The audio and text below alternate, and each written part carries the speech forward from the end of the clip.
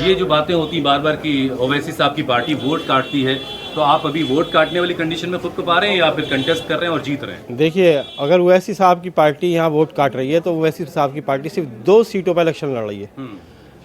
68 सीटों पे, जो बाकी 68 सीट है वो लोग उस पर तैयारी कर ले। तो 68 सीटों का क्या होगा? दो सीटों का तो कह रहे कि आज वोट काट रहे हैं, 68 सीट कौन देखेगा? और अगर ये लोग इल्ज़ाम ये लगा रहे हैं कि वोट काटने के लिए खड़े हैं, तो मैं उन लोगों से ये मालूम करना चाहता हूँ कि हरियाणा में क्यों खड़े हुए थे, महाराष्ट्र में क्यों खड़े हुए, गोवा में क्यों खड़े हुए, और आपका गुजरात में क्यों आपने अपनी प्रेजेंस दिखाई? क्यों 4 जगह पे आपने कांग्रेस की सरकार बनने से रोका? सवाल है ये बड़ा। आपका मुकाबला जिन लोगों से है, खास तौर से अमानतुल्लाह खान या अरीबा हो गई, ये लोग बड़े जज्बाती तौर पर आपको सपोर्ट कर रहे हैं, कह रहे हैं कि हमारा पूरा सपोर्ट उनके साथ है, उनके साथ बड़ी ज्यादती हुई है। वो सारी चीज़ें अपनी जगह है, लेकिन इलेक्शन बहरहाल एक अलग तरह का मामला है। जी बिल्कुल अलग तरह का मामला है, इश्यूज़ की लड़ाई है, वो इश्यूज़ की बात नहीं कर रहे। अगर ओखला के सिर्फ इश्यूज़ की बात करेंगे, अगर नाले की बात करेंगे, अगर सड़क की बात करेंगे, बाकी इश्यूज़ भी तो है, पीने की जी बिल्कुल उसकी बात करेंगे, मैं उसकी बात नहीं कर रहा। ये 30 साल से हम झेलते आ रहे हैं। हमारे जो इश्यूज़ हैं जिनको छुपा दिया जाता है, मेडिकल का इश्यूज़ है, हमारे एजुकेशन का है, हमारे रोज़गार का है, उन इश्यूज़ पे कौन बात करेगा? अगर यहाँ की पानी की बात है, पानी तो हम खरीदते रहते हैं, आज से थोड़ी खरीद रहे हैं, 30 साल से खरीद रहे हैं। आज नई बात नहीं है कि 5 साल में क्या हुआ है। सवाल ये है कि हमारा बीजेपी का हवा दिखा के, मखौटा दिखा के हमें जिस तरीके से ब्लैकमेल किया जाता है, जिस तरह से हमारे वोटों को ठगा जाता है, सवाल ये है आज अगर मैं इतना ज़रूर कहना चाहता हूँ, अगर आज ओखला की आवाम वोट देने में फेल हो गई तो कल को तो बाहर आने का मौका जनाब यही मैं कहने जा रहा हूँ कि यार आज फेल हो गई, कल को दूसरा शिफा रहमान खड़ा होने में बहुत वक्त लगेगा।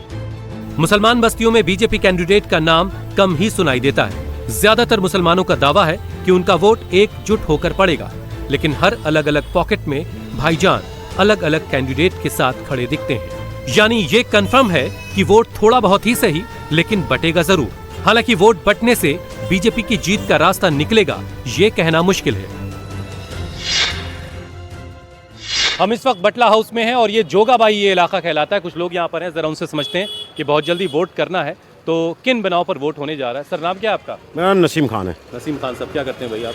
ये व्यापार है, हल्का फुल्का, बेरोजगार है वैसे तो आजकल, काम चल नहीं रहा है क्योंकि तो बड़ी शानदार बनी भी आप। बस कपड़ा ही बचाया जी तन पे, ये भी बस अपने आप को इज्जत बचाने के लिए बचा है। नहीं जेब नहीं, जेब तो है लेकिन पैसा नहीं है, पैसा निकाल लिया। चलिए अच्छा, चुनाव की क्या बात है? चुनाव में चर्चा है, सभी लोग चुनाव लड़ रहे हैं, देख रहे हैं, लेकिन थोड़ा सा दिखाई दे रहा है आसपास माहौल है, क्योंकि आसिफ साहब का नाम यहाँ सुनते हैं और हम लोगों ने बचपन से देखा आसिफ साहब को यहाँ।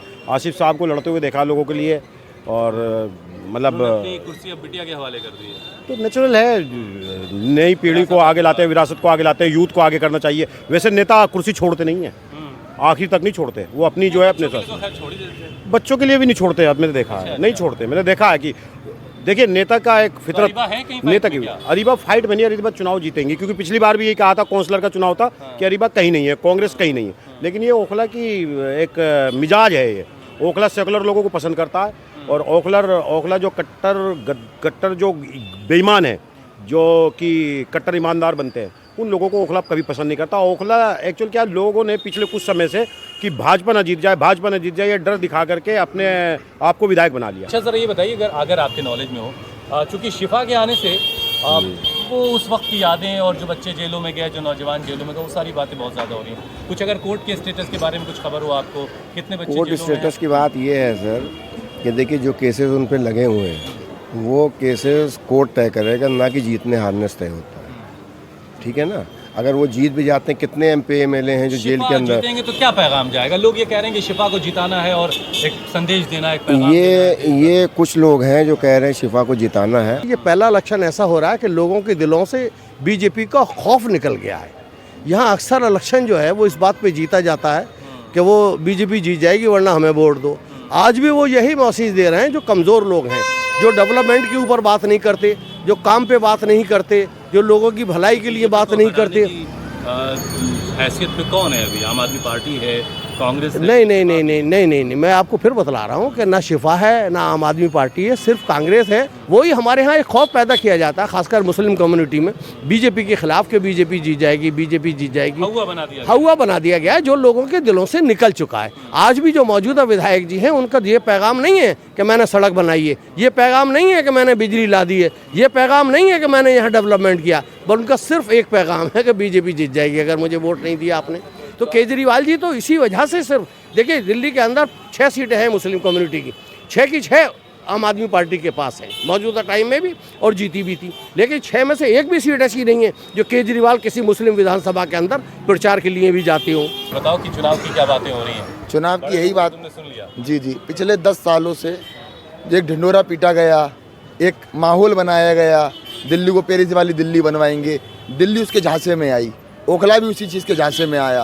केजरीवाल आपके टारगेट पे हैं? जी बिल्कुल, ये तो समझ में आ गया। बिल्कुल। तो ऑप्शन क्या है फिर अब आप? ऑप्शन कांग्रेस है। हम भाजपा का डर देखकर कब तक इन लोगों को वोट करें, कब तक हम इन लोगों को अपना रहबर चुने। तो लड़ाई तो वैसे भी कर रहे हैं ना।